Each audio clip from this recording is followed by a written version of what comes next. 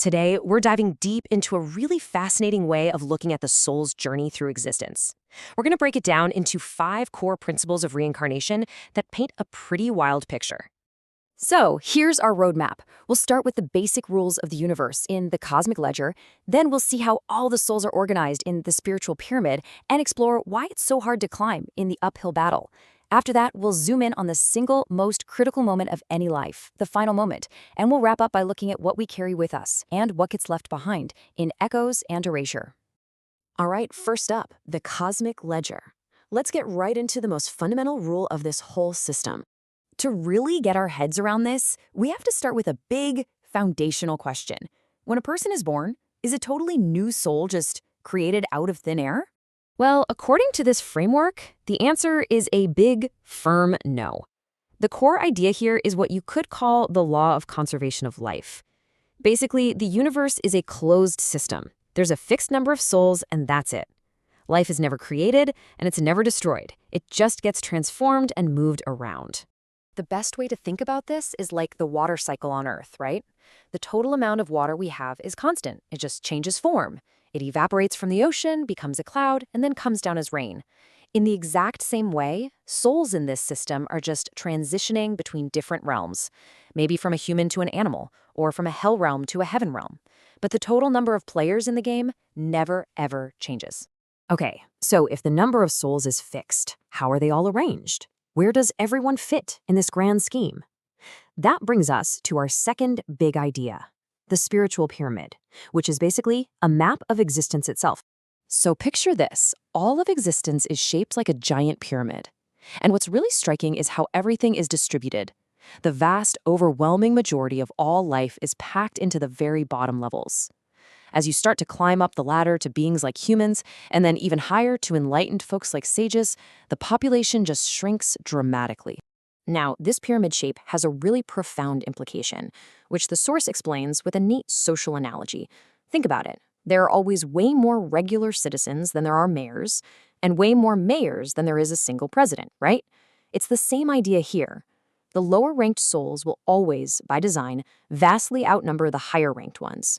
So the source basically concludes that, just based on pure numbers, what it calls fools are always destined to be more numerous than sages. So you've got this pyramid. How does a soul actually move up or down inside it? Well, that brings us to our third point, the uphill battle, which is really the core challenge of this whole journey. The system basically presents 2 paths. Going down, descending to a lower realm. That's the easy path. It's the path of least resistance. You just go with the flow, follow the crowd, do what everyone else is doing. But ascending, climbing up, that is incredibly difficult. It takes a huge amount of effort because it means you have to actively reject what the masses are doing and go completely against the grain. And this difficulty is captured perfectly in this saying, it's easier to move mountains than to change one's nature. According to this viewpoint, the single biggest roadblock to moving up spiritually is the deep, deep inertia of your own fundamental character. So if changing your own nature is the hardest thing in the universe, how does anyone ever manage to ascend? Well, the source argues that you can't really do it alone.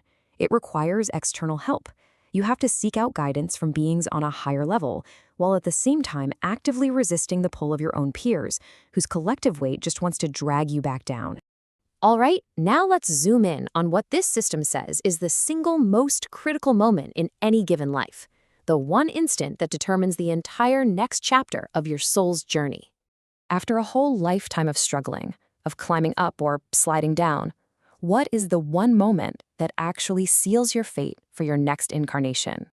It all comes down to the moment of transition.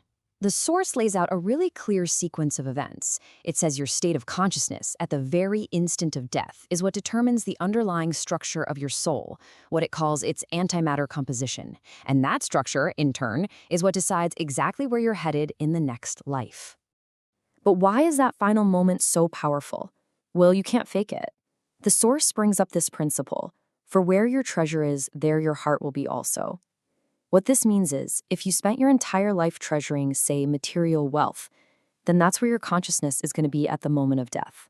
You can't just suddenly decide to have the consciousness of a Buddha if you haven't been working on it your whole life.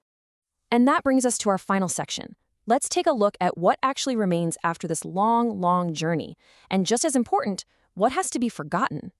So even when you start a brand new life, the idea is that echoes of your past can still linger.